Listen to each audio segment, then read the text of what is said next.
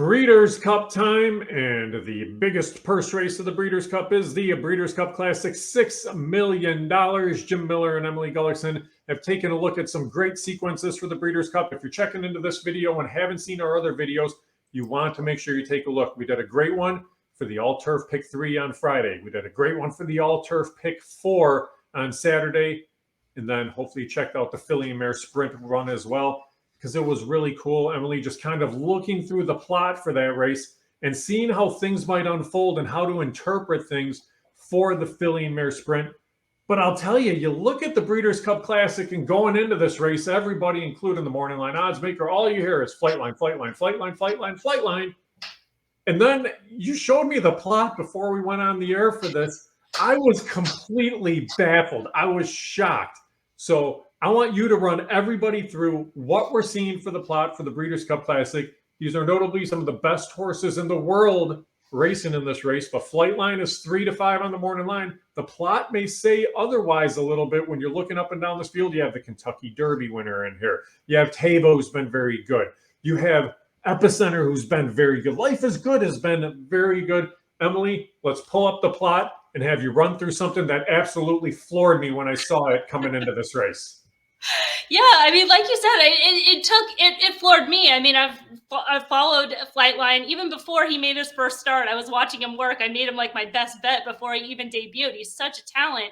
And following his plots, he's always been this like huge square in quadrant one, just such an edge over all this field. So Flightline being the number 4 right now, being a circle in quadrant one, you're kind of like, what is going on? What's the error? And then you just sort of back up and you look at the race shapes that he's been running in. You look at the horses in this field. I mean, he's never faced a group quite like of this quality or quite of this early speed and pace and, you know, contention and that second call speed.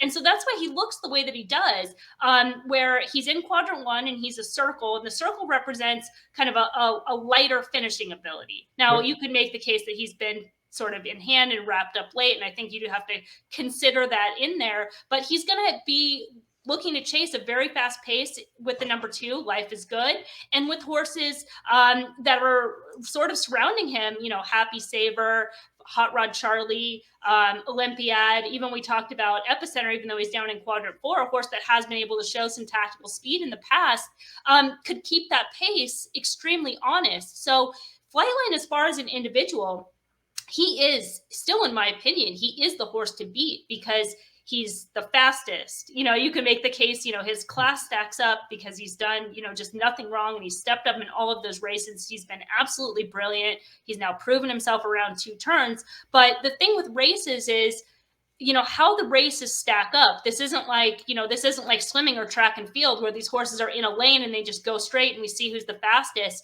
You know, they have to kind of shuffle around and run against each other fast early or, you know, whatever that is. And so the pace scenario in here could be a challenge for Flightline while he is still the horse to beat.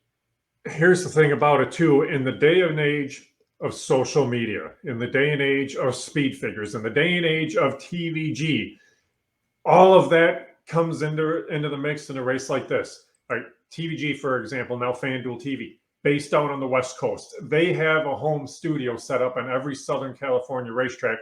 You've seen basically every step Flightline makes from the time he wakes up in the morning till the time he races on race day. And then everybody's just in awe, oogling over the horse in the end. And rightfully so. When you're winning by double-digit lengths, you should do so.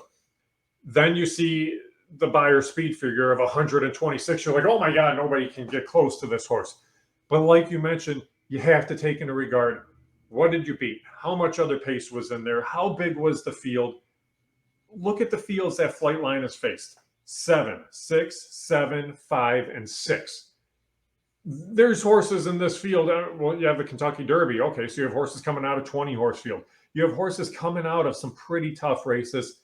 The racing on the East Coast isn't bad at all by any means either, Emily. So it was really interesting to see for Flightline, a lightly raced 4-year-old, just 5 career starts, such a heavy favorite in here.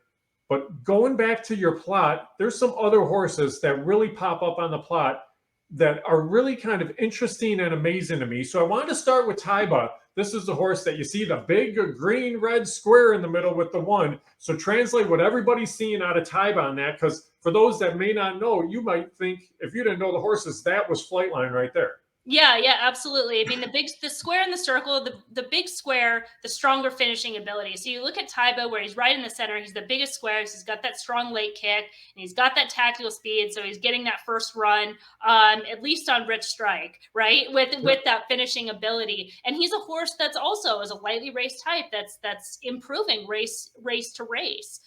Coming into this race. So that's what the plot is kind of representing, is where Tybe is sitting in the race, where he can kind of stalk off that first flight, and they should go pretty fast quick. I mean, Life is Good. He's a one-way type speed horse. They should definitely not try to get cute today. The thing with Flightline is he can kind of bobble a little bit, be a little bit tardy out of the gate, but then he picks it up with that brilliant speed. But by that time, I mean, Life is Good could put the pedal to the metal, and then, you know, Flightline's got to be in chase mode. Horses like Hot Rod Charlie that kind of do their best running when they're sort of on or near the lead. They like to get in that dogfight. They like to put themselves in the race. He's one that can kind of hang if he's kind of forced to make that one move. So they try to put him in there and just let him run. He should be forwardly placed. Happy Saver, kind of another one that's sort of more of that plotty type. And then Olympiad's sort of the same way. I mean, he's a horse that's been on or near the lead. Another one sort of like Flightline in the sense, because of the race shapes and the fields that he's coming out of. Yeah, and it is. It makes it so interesting. The one thing I liked about Taibo, okay, this was a horse that was Southern California based early on.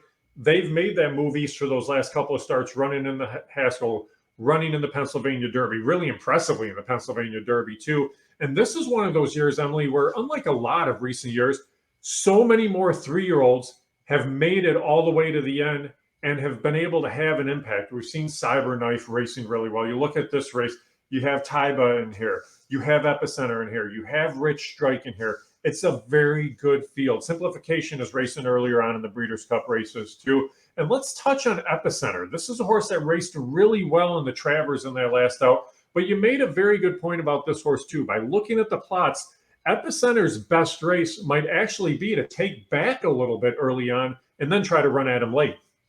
Yeah, I mean, I know that you're kind of interested in this horse. Is that sort of is that the trip that you see for him today? I have to hope for it. That's my only hope for Epicenter, is that you're going to get that trip from that second fight. Yeah, I mean, the one thing, he is in quadrant 4, which is a little bit different. He's never been in quadrant 4 before, and you're kind of looking for. I know you were a high level athlete for a lot of your career, and you know how like change is something that you don't want, right? You want like as minimal change as possible. So the fact that there's any little type of change, you always want to kind of take note of that. And that is another thing. I mean, just to kind of, I'm going to rewind just a little bit back on Taiba, because when I was doing a video yesterday, somebody brought this up in chat, and it was a great point, that they've changed his workout patterns to where he's working every 5 days. And again, it was just something that was like, wow, that's different. I don't know if that's better, but it's different, right? So today I'm going back and I'm watching the videos because I want to see him as an individual. So it's that one change is the one little thing about Taiba, where he does just pop up there. You can make the case sort of the same way, where he's improving in there, but have the workouts kind of put him over the top? Has he kind of overtrained himself into this race? But yeah, sorry, I kind of got away from the plot quite literally there. But yeah, as far as Epicenter, yeah, he can definitely kind of get that stock and pounds trip, and a classy type horse that has versatility. Yeah, and he is. He's a classy horse. I've liked him. I followed him all year. I mean, I love kind of how he tried to overcome things in the Preakness and almost got there late. And I thought that was a really good effort. The question is he to this level or not? We're going to find out. You made a great note there on Taiba, because here's the thing. The horse raced on September the 24th. Then after that, October 8th, 14th, 19th, 24th, 29th, 5 workouts in between races. That's a lot. And a couple of them are bullets in there. Man, oh man. I mean, it's Bob Baffert. So yes, he might have this horse completely geared up and primed and run a huge race here.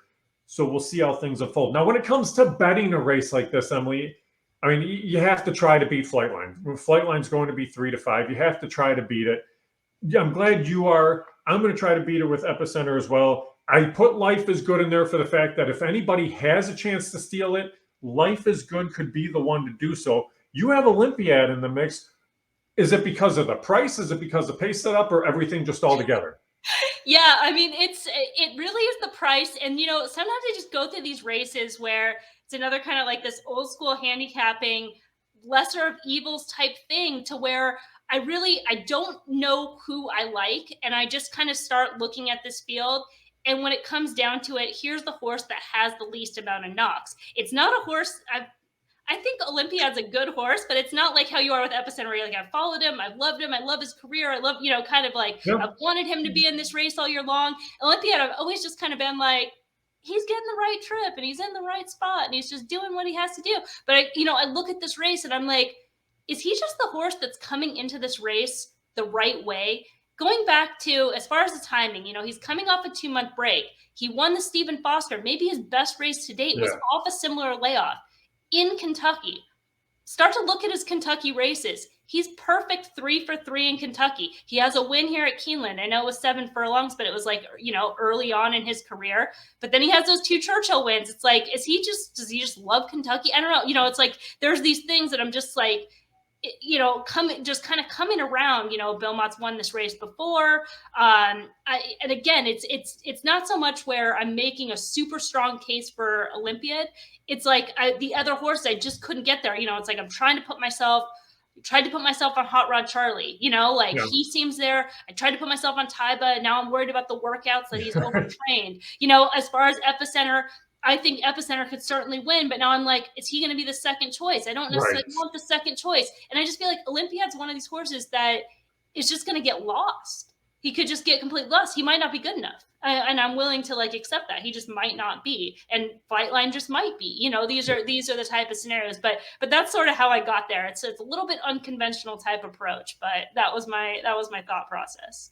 But it's a great thought process, because the last 6 races, it's 2 grade 1s, 3 grade 2s, and a grade 3. The longest the horse has been price-wise in any of those races is 9-5. You're looking at 10-1 here. And like you mentioned, it's the horse that may get lost, because everybody's either going to talk about Flightline or they're going to talk about the 3-year-olds.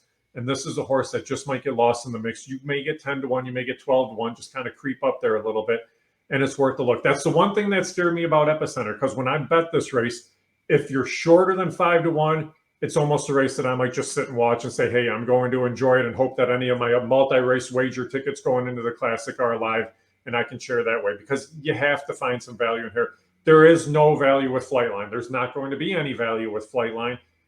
I don't think there's any shot the horse is even money in here. I do think the horse will be a very short price. So you have to try to find some value, Emily. But overall for the Breeders' Cup, where do you watch the races when you're getting set up for a Breeders' Cup Friday or a Breeders' Cup Saturday? How do you get yourself set up and tuned in for the races? You're probably looking at my setup. I'm kind of in station. I might go out, especially now that it's a little bit safer, and I have some options as far as Hawthorne and the all the great off-track betting spots that are all around and fairly close to me. So I haven't quite decided yet, but it very well could be right where you're looking at. Well, the one thing that we need to remind everybody, you have the Club Hawthorne app. Everybody has the app. So if you want to place wagers, you can watch and wager on the Club Hawthorne app. You can sign up for it. You can deposit money either through the app, or you can go right to the racetrack and deposit money as well. But we want everybody involved in all of the Breeders' Cup races. If you're seeing our Breeders' Cup Classic video now and you haven't seen our other 3 videos, make sure you check it out on the Hawthorne YouTube channel. Emily's going to be tweeting all weekend long about her Breeders' Cup thoughts and the plots. The plots are super interesting, especially on the Classic. So make sure you check that out. But good luck to everybody. And Emily. One more thing before we sign out is that not only are the plots for the Classic, the Breeders' Cup there, but for Hawthorne every day on the website, every race day, you'll have the plot plus the past 3 run lines with the optics notes, and that is free. So definitely take advantage for all those races. Yeah, and definitely take advantage. Emily's always tweeting about the Hawthorne races too. There's a lot of really good notes there. And right now, this is the best time of season for racing at Hawthorne, because it's a lot of full fields, great mix of turf and dirt. So make sure you jump in for that as well. Emily, best of luck to you on the Breeders' Cup. I hope it's very profitable for you. I hope it's very enjoyable for you. And hopefully we can be talking about some cash tickets over the course of the next couple of weeks. Absolutely. And right back at you. All right. Good luck to everybody. Hopefully you're checking out all of our wagers here and our insight on the Breeders' Cup. And make sure you tune in for our races at Hawthorne Racecourse. We race every Friday, Saturday, and Sunday through the end of the year. And make sure you check out a lot of our videos on our YouTube channel as well. Good luck.